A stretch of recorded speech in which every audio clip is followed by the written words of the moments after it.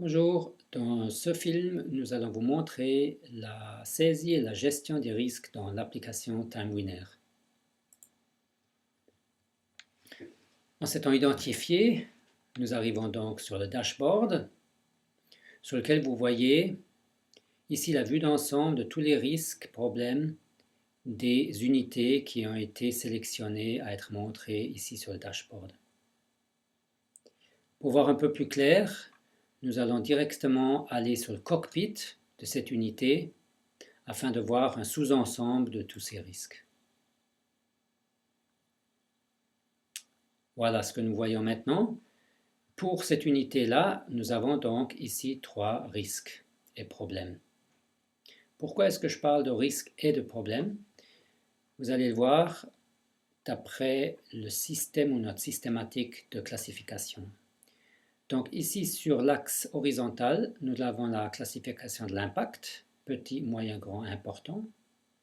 Et la particularité TimeWinner se joue sur l'axe vertical, car nous saisissons pas seulement si un risque est petit, moyen, grand, mais nous regardons aussi s'il est survenu, c'est-à-dire si c'est matérialisé.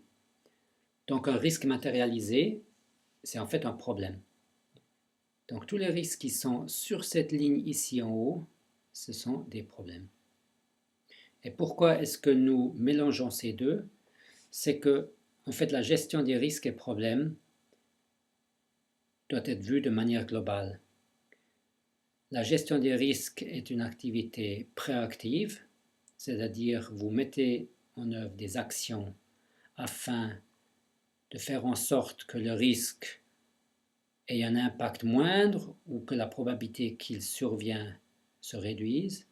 Mais néanmoins, quand un risque s'est quand même matérialisé, eh bien, on peut mettre des actions en place, ou bien peut-être on les a même déjà préparées en attente, afin de minimiser le problème. Notre classification ici est toujours de la manière suivante. Ici, on commence avec un risque classé A, B, C, D, E, F, G, H, I, ainsi de suite, pour que ensuite, sous forme de liste, nous pouvons tout de suite les classer par ordre d'importance. C'est par la barre de navigation à gauche que nous accédons à la liste des risques et problèmes. Ici, nous avons la liste des risques et problèmes sous forme de liste, donc nous avons 4. Pourquoi? Parce que ici, il y a un risque fermé, donc il n'est pas montré dans notre représentation graphique. Je peux aussi aller ici sur l'onglet Analyse et j'ai toujours la représentation graphique, ce que j'ai ici dans la liste. La saisie d'un nouveau risque, ici par le bouton Nouveau. Donc vous mettez un nom, vous mettez qui est à la source, qui l'a identifié. Vous pouvez mettre qui est le responsable, qui s'en occupe.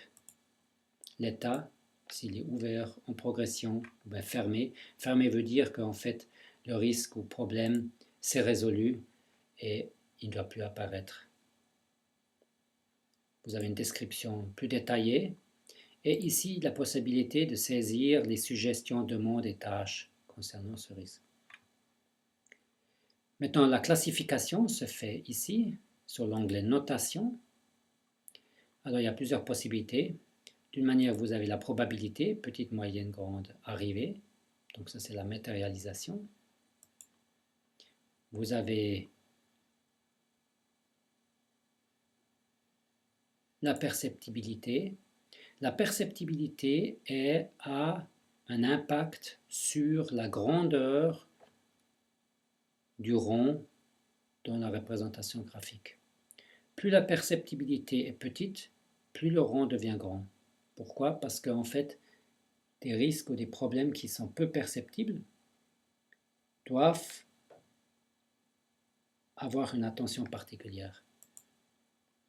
Ici, vous avez la possibilité de choisir la couleur. Ici en haut, ça c'est blanc, donc vous n'avez pas de couleur. Il y a des organisations qui, par exemple, classent tous les risques en blanc sans mettre un impact. Une autre possibilité, c'est par exemple quand on veut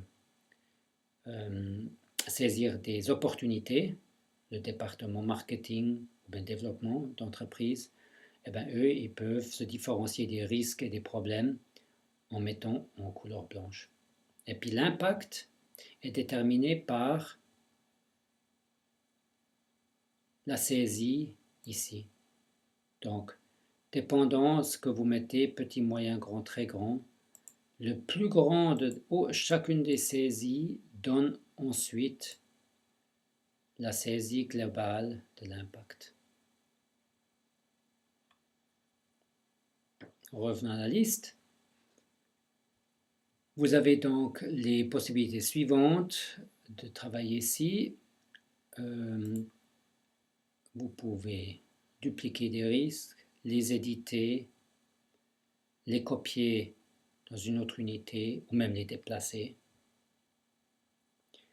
Ce qui est très intéressant, vous pouvez aussi accéder, par exemple, les actions qui ont été mises en œuvre pour le risque identifié.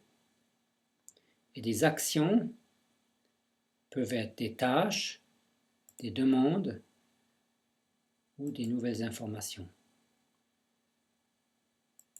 Ce qui est très intéressant à savoir, dans TimeWinner, donc les tâches ne sont pas seulement utilisées pour atteindre des jalons objectifs, mais ça peut aussi être des tâches de mitigation pour adresser des risques ou des problèmes.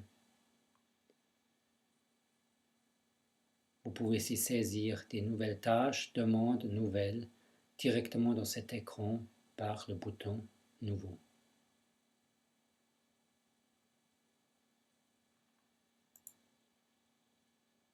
Voilà, ce serait tout concernant les risques et problèmes opportunités avec l'application TimeWinner.